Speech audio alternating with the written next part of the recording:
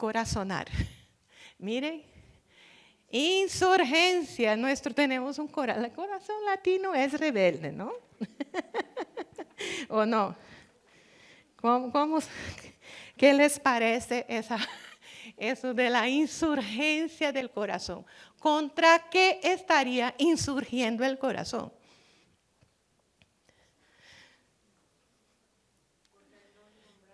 Contra el no nombrar, que profundo, muy bien, vamos bien, contra el no nombrar, ¿no? Hemos sido silenciadas históricamente, ¿no? ¿Contra la qué? Contra la prohibición. El aislamiento, muy bien. La adversidad, la injusticia, la violencia, el dolor, el abandono, la inequidad, exactamente. ¿Cómo construir? Es lo mismo construir una política pública solo con estudios científicos, cuantitativos, basados en evidencia, ¿no? Yo puedo construir una política pública con esos insumos, claro. Pero es lo mismo que yo lea esos insumos movilizados por los afectos de los desamparos de los niños que yo he cuidado en las casas hogares y que ahora yo veo esos números, pero lo estoy mirando desde la sensibilidad del corazón. ¿Sería igual la política? No sería. ¿Sí? Por eso la insurgencia del corazón va a venir contra la dureza de la razón que construye caminos meramente técnicos o tecnocráticos o, digamos, sin tomar en cuenta los afectos. El sentipensar, digamos, es lo que Patricio Guerrero, quien trabaja el tema del corazonar, lo ha rescatado de los pueblos originarios Quitucara del Ecuador. Y él va a decir que la insurgencia del corazón es contra digamos, el lugar tan protagónico que hemos dado a la razón. ¿Cómo medir el comportamiento del niño a partir de la racionalidad? y ellos saben, ¿no? Ellos saben cuando me están tratando con técnica. ¿Sí o no? ¿Sí? Y puedo hacer lo mismo desde un lugar de amor y lo sienten distinto. Por eso el amor va a ser vital. Ninguna técnica transforma, sino el amor que va imbuido, el vínculo de amor que va imbuido en el ejercicio de eso que aprendemos, ¿no? Sea con la vida, o sea, porque nos están trayendo tanta información valiosa, pero lo que va a transformar la vida del niño es si él lo siente desde un lugar de amor, ¿no? Y aún, ¿verdad? Me encantó eso que hablaban en la mañana, la reparación, ¿no? Aún cuando yo me equivoque, ¿por qué me voy a equivocar? Algo no va a salir bien. Y es parte de la vida, ¿no? Los cambios más importantes en la humanidad se dieron a partir de equivocaciones en la lectura del DNA, las mutaciones, ¿no? Entonces, las equivocaciones, los errores también dan posibilidades, ¿no? Entonces, mira, Patricio Guerrero va a decir que hay que descender, esa relación patriarcal entre la razón y el sentir tiene que ser resuelta si queremos trabajar crianza con ternura, y necesitamos tener una relación más simétrica entre los dos, ¿no es cierto? Y ahí hace una crítica muy importante a la inteligencia emocional, Patricio, porque él va a decir que el corazonar no es inteligencia emocional, porque la inteligencia está aquí, ¿no? Intentando regular esto. ¿Sí? Y sigue siendo controladora o regulador, el nombre que queremos dar, más bonito o más explícito, ¿no? Y está diciendo que lo que el corazonar nos va a demandar es sensibilizar la razón, es traer los afectos a eso que pensamos sobre la experiencia de los niños. ¿Sí?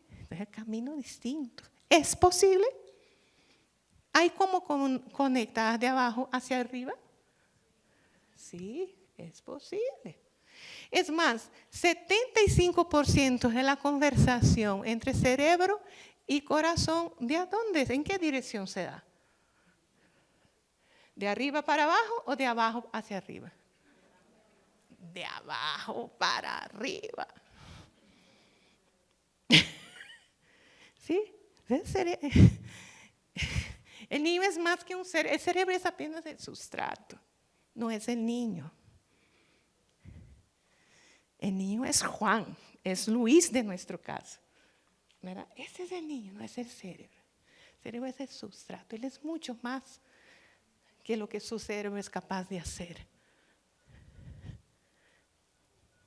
Y lo que quisiera que la ternura nos ayudara es poder ver al niño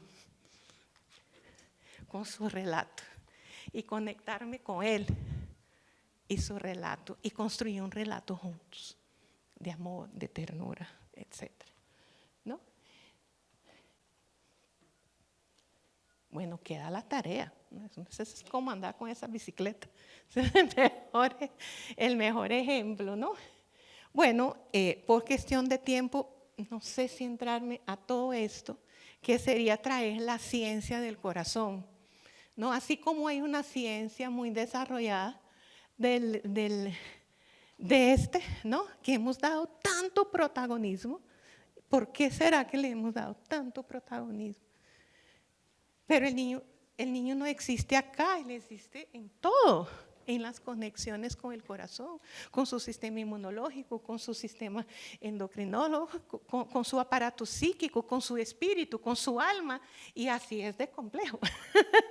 Y entonces, ¿cómo, verdad? Poder traer un elemento adicional, un recurso adicional que usted tiene, que es el corazón, ¿verdad? Y aquí decir que nuestro corazón también tiene neuronas. Pero no me gusta decir que el corazón es inteligente.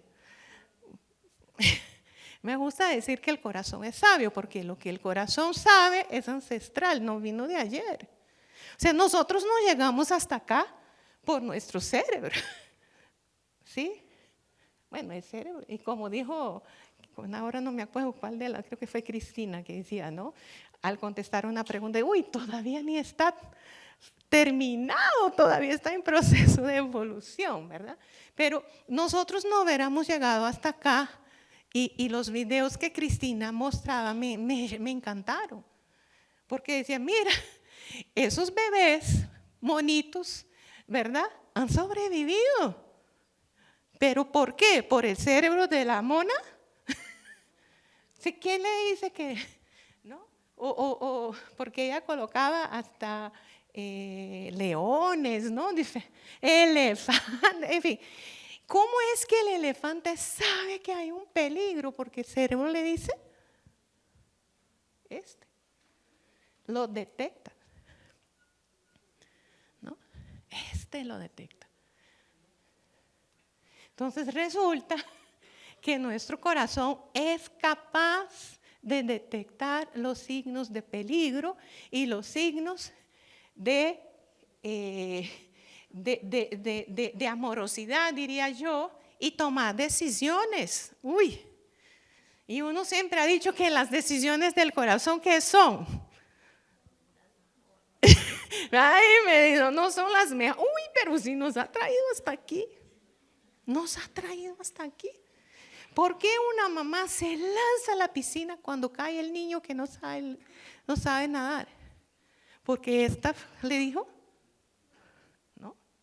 Porque el tiempo que le tarda en decir que hay un peligro, ya el niño ya se ahogó. Y la madre se lanza y después se da cuenta que tampoco sabe nadar. ¿Sí? ¿Sí? ¿Nos ha pasado? muchas de sus preguntas venían de ahí, ¿no? ¿Qué hago? ¿No? Ya estoy aquí en la casa hogar, ya me lancé. Sí, aquí estoy, ¿no? Y ahora, ¿qué onda? ¿Qué hago? ¿No? Sí, ese impulso, ¿no? De la sobrevivencia de la especie humana. Bueno, el corazón. Pero luego, para no dejar la historia trágica, la piscina no era honda ya. Entonces sale mamá y bebé, todos bien, y seguimos la historia de crianza con ternura. Pero si ves, ahora, nuestro corazón también es eléctrico, ¿ya? ¿Sí? Es eléctrico. ¿Cuántos tuvieron que hacer un electrocardiograma? Yo. Bueno, ¿qué les pusieron? Unos chupones, ¿verdad? Unos electrodos, algo que pudiera conectar con ¿qué? Con la electricidad de su corazón. Y le salió un gráfico, ¿no? Así. Y uy, qué bien, está saludable. Vamos con buenas historias. No está saludable. ¿Listo?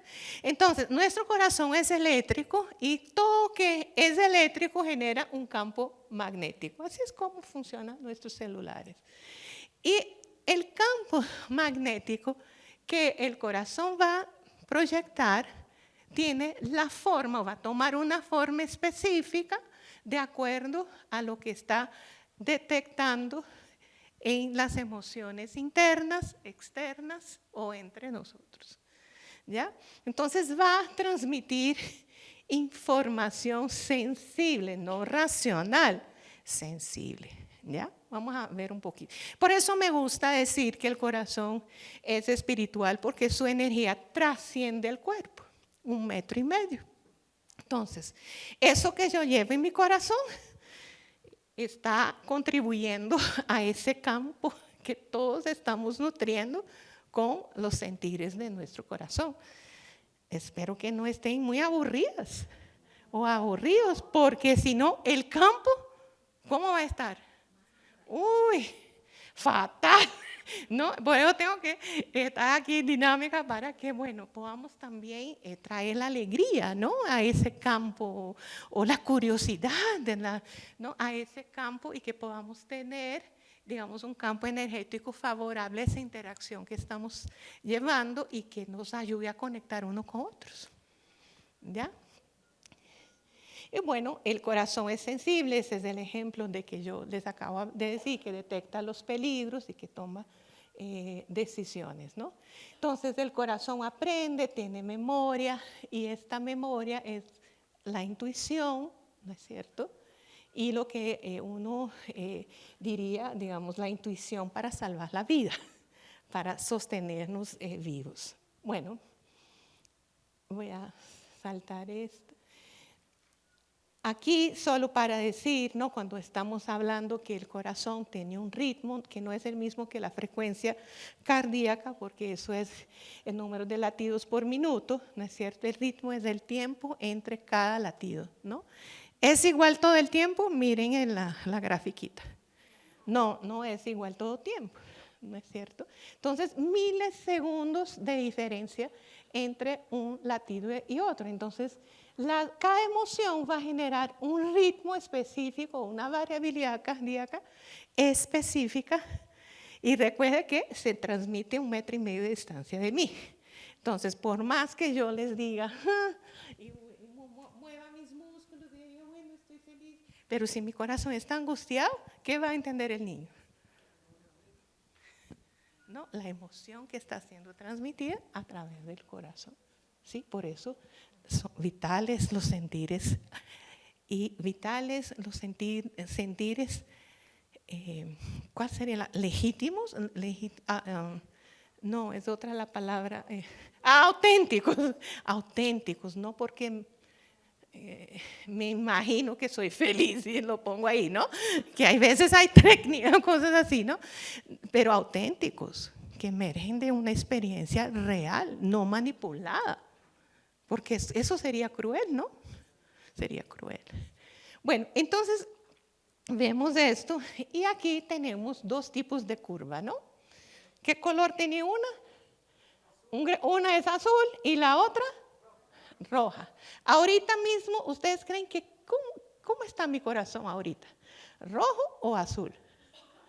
Azul, estoy muerta de felicidad de estar con ustedes en esta mañana, ¿verdad? Pero bueno, hablemos de las curvas. Y quiero que mire eso de manera poética, como que estuviera mirando una Mona Lisa, la Mona Lisa, ¿no? O sea, no busque entender todas esas cosas, pero solo para tener una metáfora, un símbolo, ¿no? Un símbolo que nos ayude a comprender lo que estamos conversando.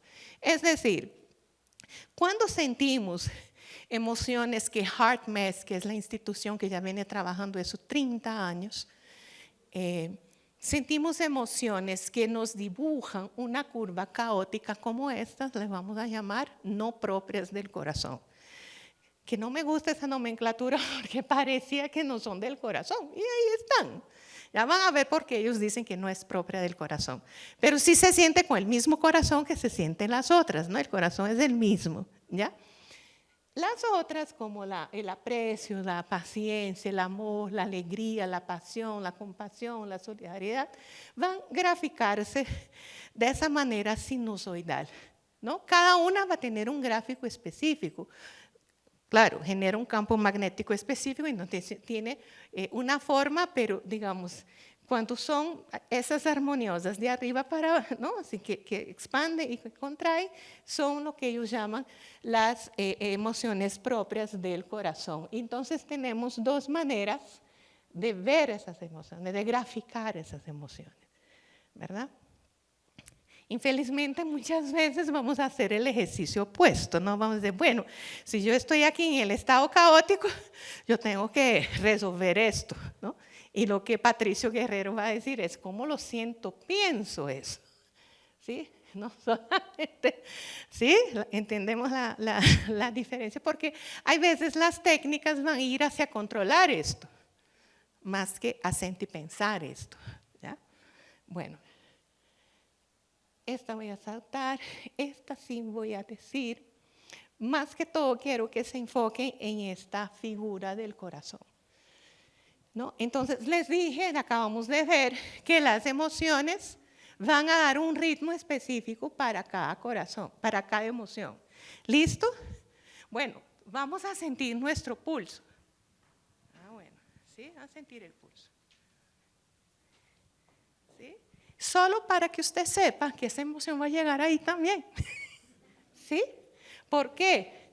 El mecanismo que va a llevar esa información emocional detectada en el ambiente o en la relación o al interno va a llegar a todo el cuerpo a través de la ola pulsátil que tiene el corazón y que llega al páncreas. Sí, llega a los intestinos. Sí, llega acá. Sí, ¿sí ves? Entonces, nuestro corazón es más que una bomba de hacer que la sangre fluya por todo el cuerpo, sino que es un mensajero de los peligros y de la amorosidad que está detectando al interno, al externo y entre nosotros. Y lo va a transmitir a todo el cuerpo, no solo al cerebro. A todo el cuerpo. Vamos a tener, si yo quiero salir corriendo porque allá viene Héctor y me dice, se acabó el tiempo, o sea, ¿sí? Me tengo que tener un músculo que corra, ¿no? Entonces, mi respuesta es corporal, no es solo cerebral, es corporal, ¿no? Y intento responder a esto con todo, ¿no? Entonces, solo quería decir esto y mostrar un poquito este gráfico que lo vamos a mirar sin estresarnos, ¿no? Es como... Me acuerdo en medicina cuando nos mostraban cosas como estas y uno empezaba, uy, ¿cómo se interpreta eso? ¿No? Pero bueno, no vamos a interpretar nada, vamos a apreciar el gráfico, ¿ya? Entonces, en la primera parte del gráfico, ¿qué vemos? ¿Un estado caótico o un estado de armonización? Caótico. Aquí tenemos 3 procesos fisiológicos: la respiración, la variabilidad cardíaca y la presión arterial. Entonces, imagínense que mi ritmo respiratorio esté completamente desarticulado de mi ritmo cardíaco y del ritmo de mi presión arterial, ¿no? Estoy perdiendo un montón de energía. Por eso uno se siente tan cansado cuando vive esas emociones que ellos llaman no propias del corazón, porque son emociones que causan esa desarmonización fisiológica. Y que esto sostenido por mucho tiempo, ¿verdad? Aquí a propósito estoy trayendo el cuerpo, ¿sí? Eso sostenido por mucho tiempo se va a manifestar en padecimientos de orden físico también, ¿sí? Cosa que hablamos ayer y que quería explicar un poco cómo es que eso se da. Pero sin embargo, cuando estamos acá, en ese otro lado, los picos y valles de los procesos fisiológicos están armonizados. ¿Qué los está armonizando? La amorosidad que el corazón está detectando en el ambiente, adentro o en ti. ¿Sí? Mira qué importante es el corazón, ¿sí o no? ¿Ya? Y este mensaje va a llegar arriba. Ah, bueno, y va a inventar una historia sobre eso. Sí. ¿Qué es nuestro cerebro más que un contador de historias?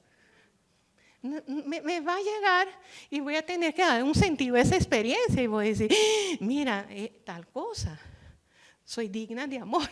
Uy, mira, no soy, no, sí, voy contando, voy trayendo a eso que siento fisiológicamente en mi cuerpo una historia.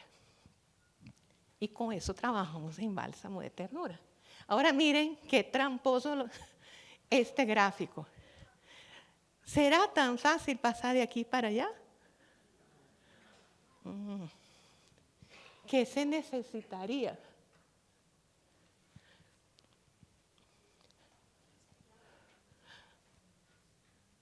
Bueno, unos van a decir, respira. Sí, y es válido. Es válido porque muchos niños transitan por adversidades tan profundas y para no morir en el intento, tengo que tener algunos recursos que me ayuden en lo inmediato. ¿Sí? Tengo que tener esos recursos. Y jamás le va a dar muchos de esos recursos para pasar rápidamente de un lugar a otro. ¿Cuál es el problema de eso?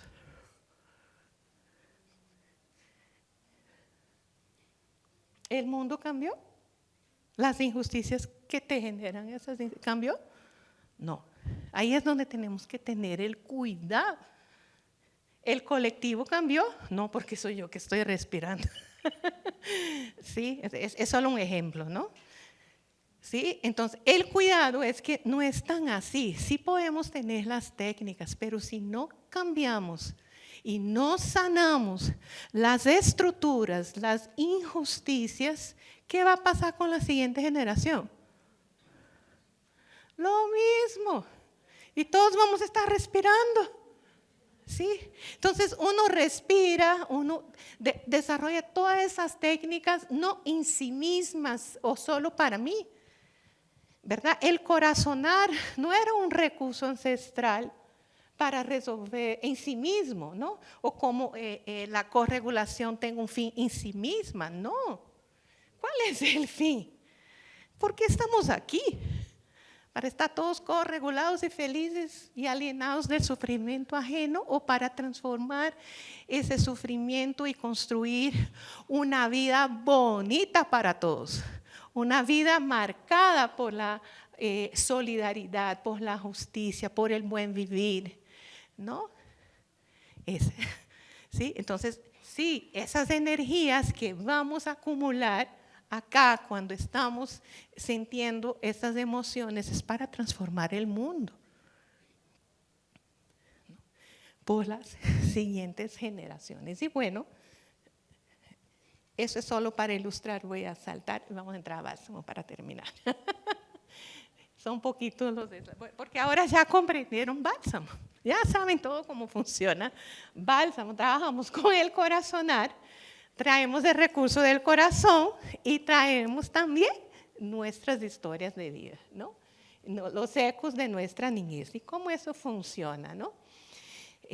Ya trabajamos con los ángeles, los fantasmas de la habitación, los escenarios claro-oscuro, el decir lo indecible, y la ternura se va a manifestar en el corazón de cada persona, con el amor que trae al grupo. ¿Listo?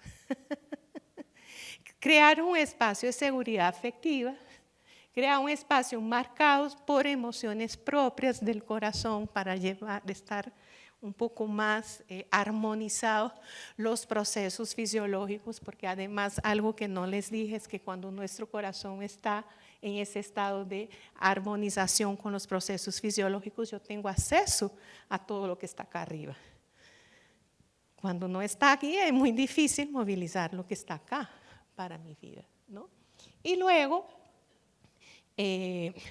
la contención, el cuidado de las emociones no propias del corazón, que también se va a manifestar, y crear un espacio donde podamos decir lo indecible, ¿ya?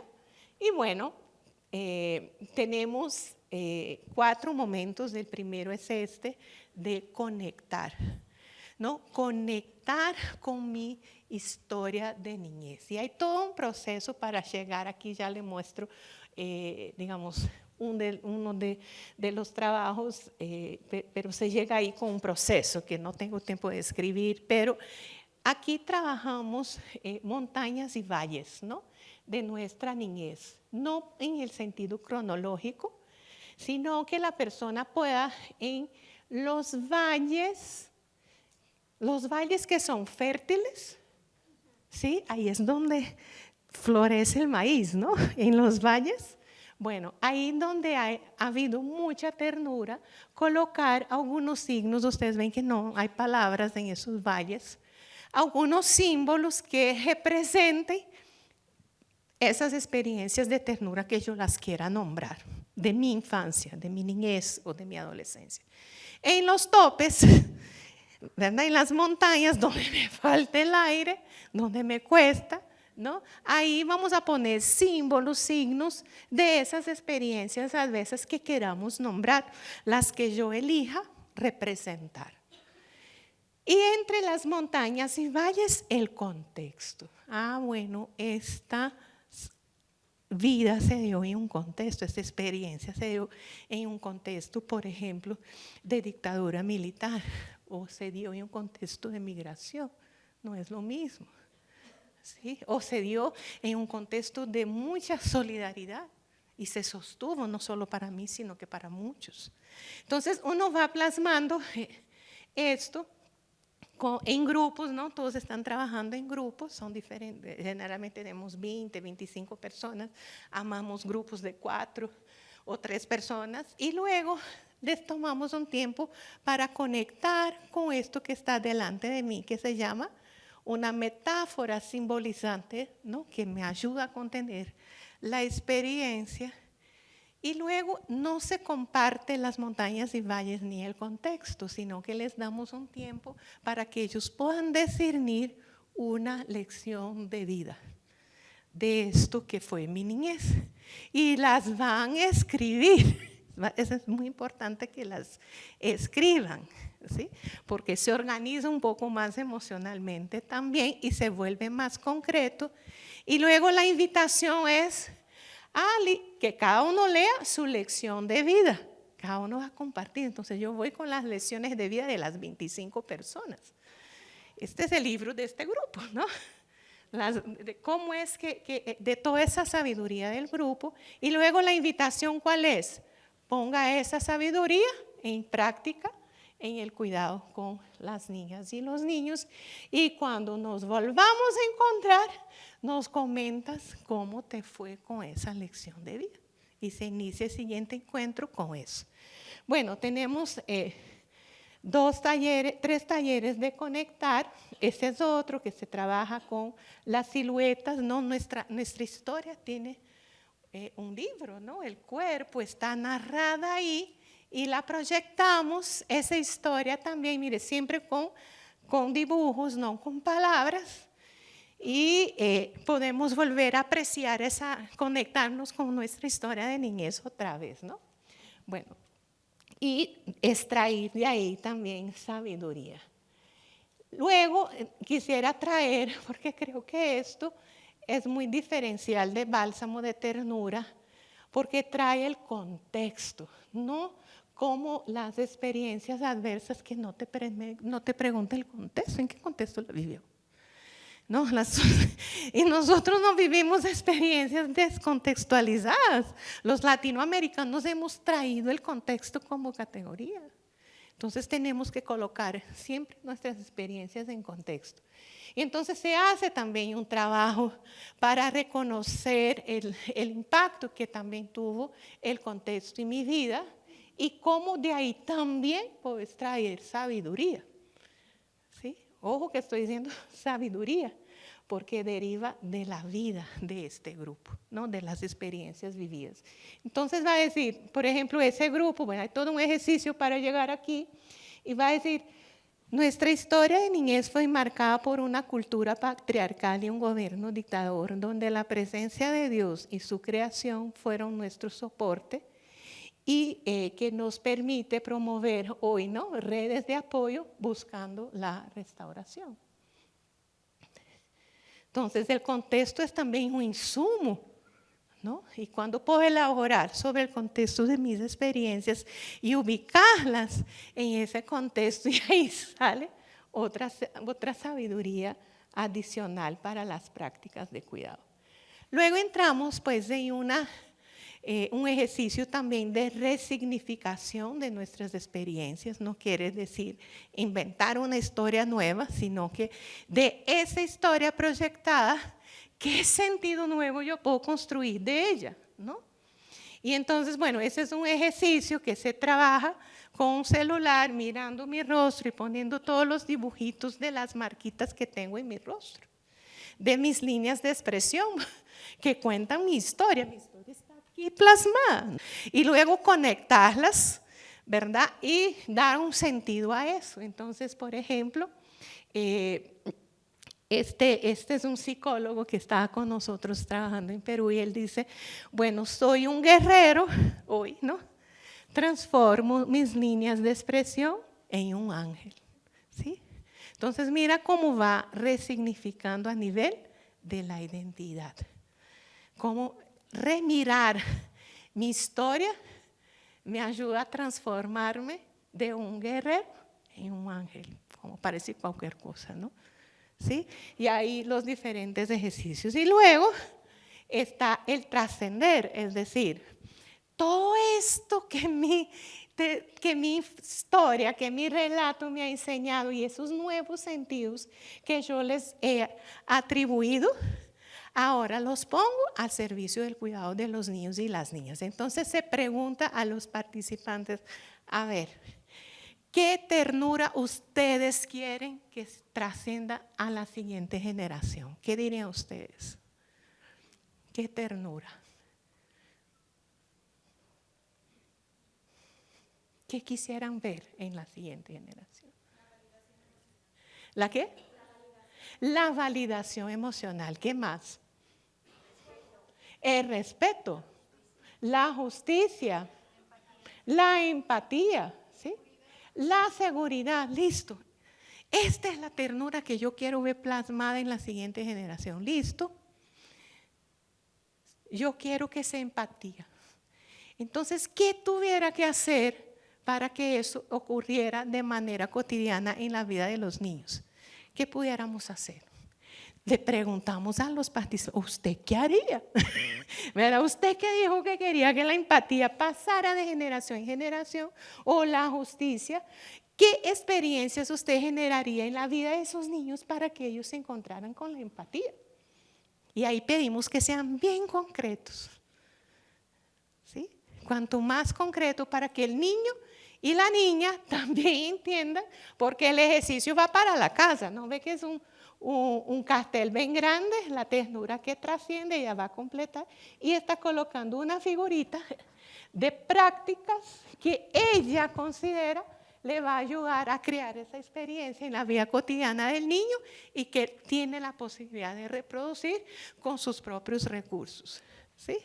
Entonces, la ternura que trasciende digamos, ese ejercicio, y terminamos con este, que creo que es también diferenciado, ¿no? Es decir, la restauración no termina en la restauración del vínculo solamente, ¿no?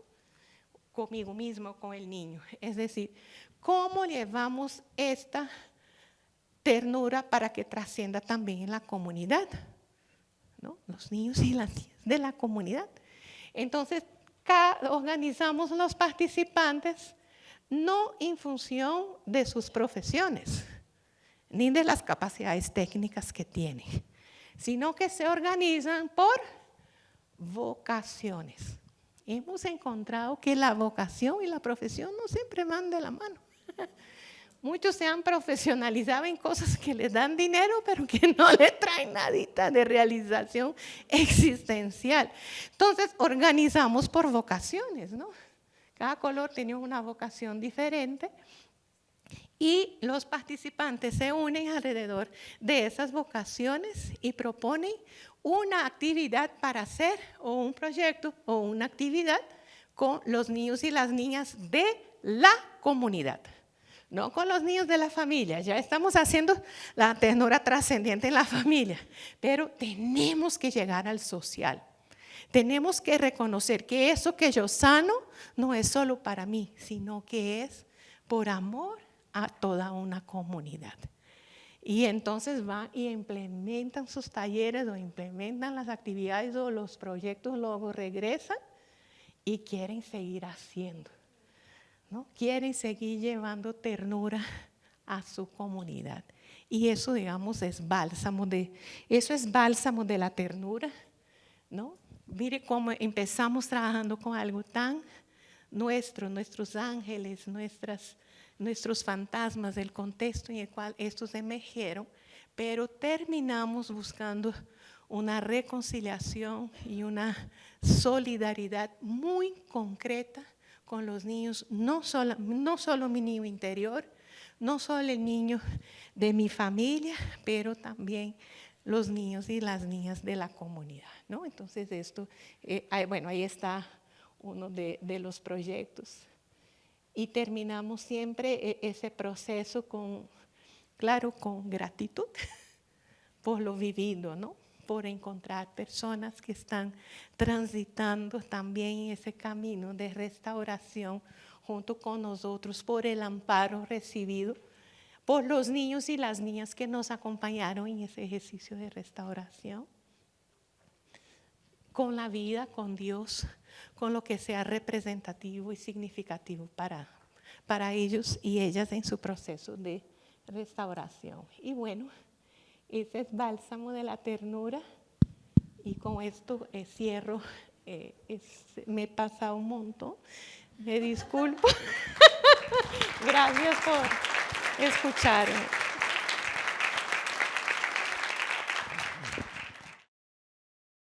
¿Cuánto tiempo, mi pregunta va, cuánto tiempo lleva el proyecto?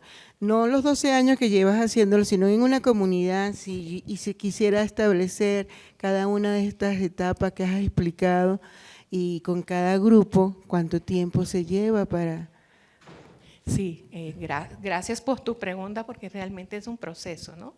La restauración es un proceso y siento inclusive corto. La primera vez que hicimos Bálsamo de la Ternura teníamos 10 sesiones, 3 de conectar, 3 de resignificar, 3 de trascender. Darse en solidaridad ya es una reflexión a posteriori, ¿no? En la nueva versión, que también pueden bajar de Conexión Ternura, y lo hemos reducido a 7 encuentros, ¿sí? Y lo que pensamos, lo que generalmente recomendamos, con las limitaciones de la comunidad también, un encuentro por semana, ¿no? O hasta un encuentro cada 2 semanas, entonces te puede durar de 7 a 14 semanas, digamos, implementar el proceso, más 2 semanas de planificación y luego la evaluación, porque hay una línea de base, bueno, hay varias cosas que no dije para que puedas también tener una apreciación cuantitativa y cualitativa de la transformación. Entonces yo diría, todo el proceso, por ahí unas 10, 12 semanas, pero incluyendo la preparación y también luego la reflexión a partir de lo que los participantes te cuentan, digamos, en ese autoexamen de la transformación que vivieron, ¿ya?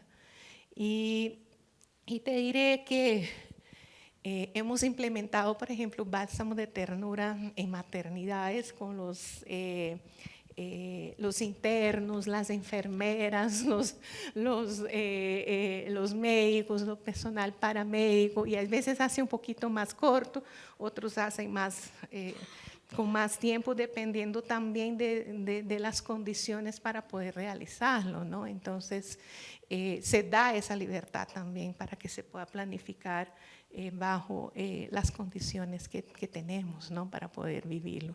Pero lo hemos implementado con policías, lo hemos implementado con el sistema de protección, lo hemos implementado con escuelas, con comunidades de fe, con los sistemas de salud mental comunitario, por ejemplo, en el caso de Perú. Bueno, las comunidades han sido las más diversas y siento que eso representa, digamos, esa herida, pero también esa esperanza de que es posible, ¿no? Y bien acogida, gracias a Dios, en esos diferentes ámbitos, ¿no? Porque creo que al final la restauración tiene que ser un proyecto colectivo bastante amplio, ¿no?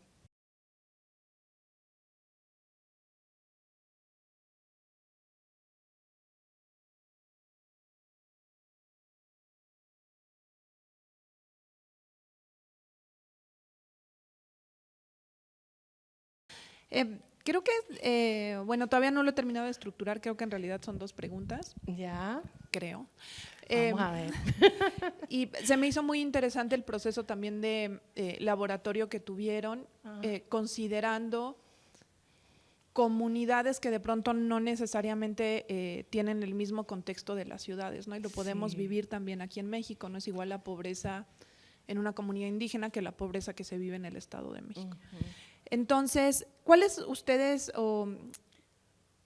han sido como los hallazgos y aprendizajes que han tenido en este proyecto y han ido como mejorando en el paso del tiempo, considerando que también en ese proceso, no sé si de forma directa o indirecta, ha habido también un proceso de rescate de conocimientos ancestrales?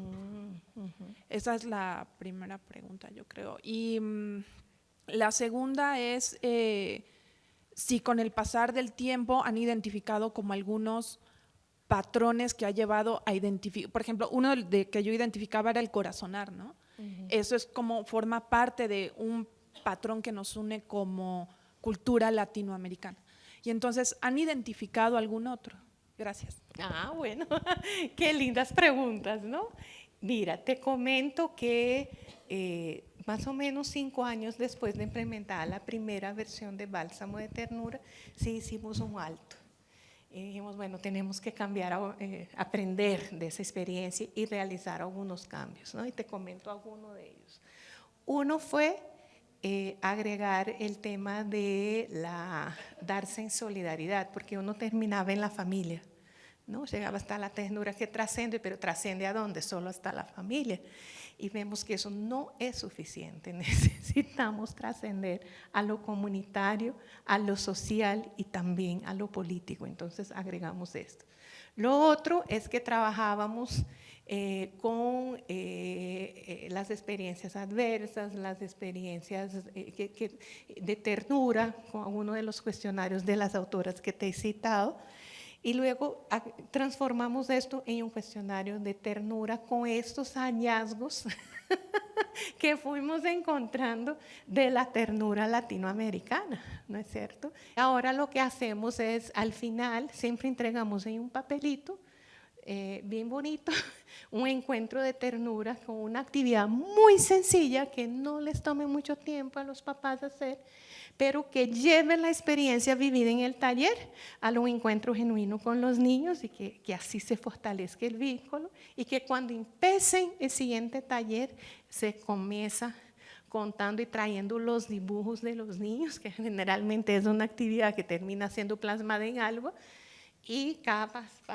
participante que es él lo cuenta, cómo fue ese encuentro, qué está aprendiendo de su hijo, y por eso le digo, el niño y la niña le va acompañando en ese proceso de restauración, porque cada actividad de taller tiene un encuentro genuino con el niño en la casa, y eso se va integrando en la narrativa, ¿verdad? Entonces, estos fueron, digamos, los cambios que hicimos y que está en la nueva versión de Bálsamo, y volvimos a construir un nuevo marco conceptual para Bálsamo de Ternura, que sí lo teníamos, pero esta vez trabajamos con otra categoría que es la salud mental comunitaria, ¿no? Entonces, esa es otra categoría, digamos, latinoamericana de cómo es que se trabaja el sufrimiento psicosocial, ¿no? Eso que yo les decía que Martín Barro desde los 80 ya hablábamos del trauma social, ¿no? Esas son categorías nuestras,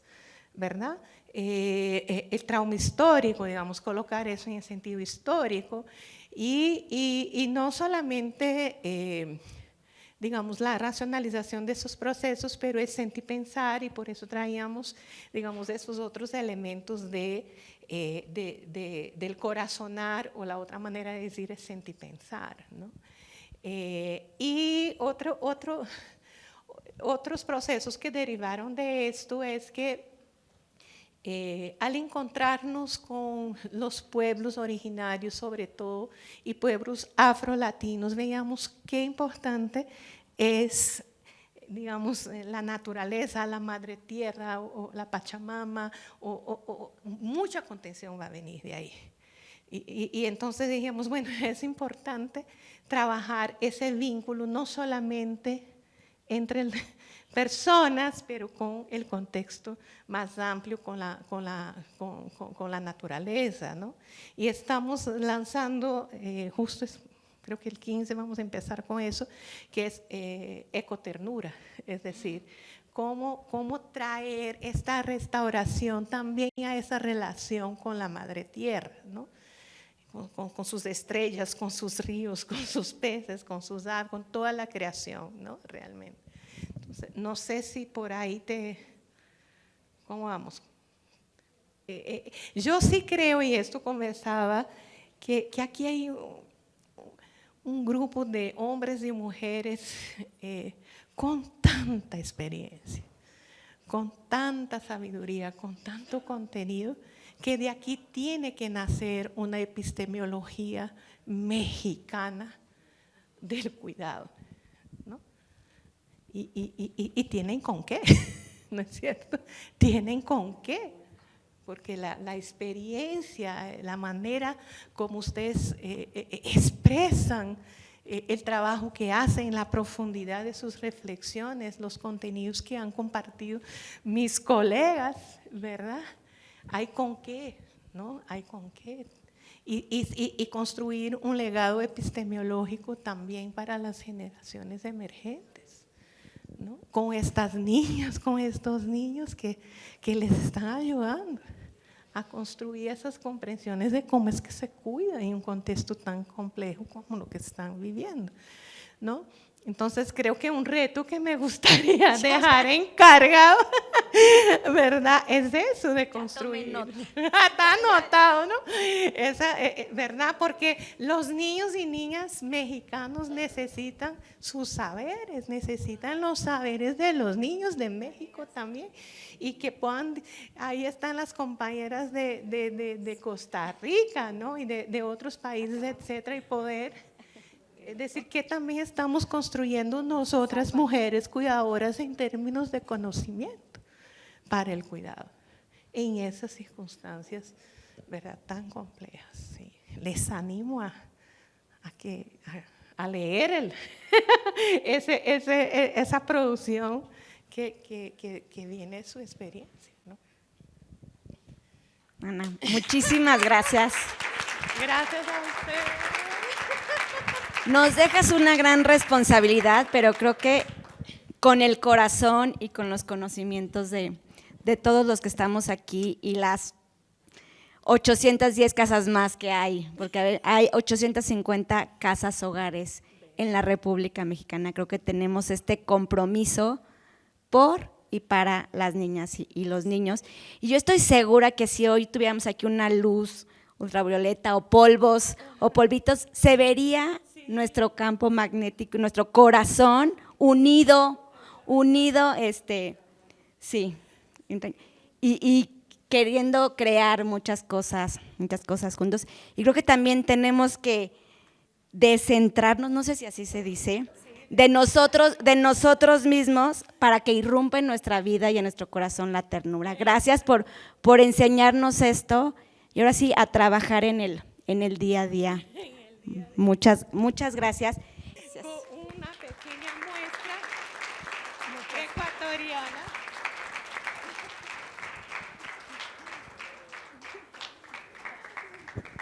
Ay, un gusto y un placer. Tuvimos un pintor y que les animo a conocer, ecuatoriano, que se llama Osvaldo Guayasamín, y creo que ahí hay un camino. Él comenzó pintando el llanto, se ganó una beca y con esta beca de Rockefeller agarró la moto y salió por toda América Latina y se encontró con los dolores de nuestra tierra y la empezó a pintar y plasmar en sus cuadros, ¿no? Y luego entra una segunda etapa que es de la ira. Me encantaba, hoy hablábamos que debíamos, que la ira es posible también, y la ira es también un camino de indignación y de transformación, siempre y cuando no nos hiera ni nos haga herir a los demás. Entonces ha pintado las injusticias vividas y enfrentadas en América Latina. Pero tú puedes imaginar dejar solo ese legado de dolor y de iras, pues da un paso más y llega a pintar la ternura, ¿sí? Y entonces tiene obras hermosísimas de la ternura latinoamericana, como me preguntaba la compañera, ¿verdad? Y que les animo, yo creo que ese es un camino, ¿no? Es también un camino de transformación. Comenzamos con nuestro dolor, nos da esa indignación, pero terminamos con la ternura, y que ese sea el legado que dejemos a los niños y las niñas de América Latina. ¿Qué más, pues? Así que es una repliquita ahí sencilla, pero esa es la historia detrás. Ahorita se los resumimos. Bueno.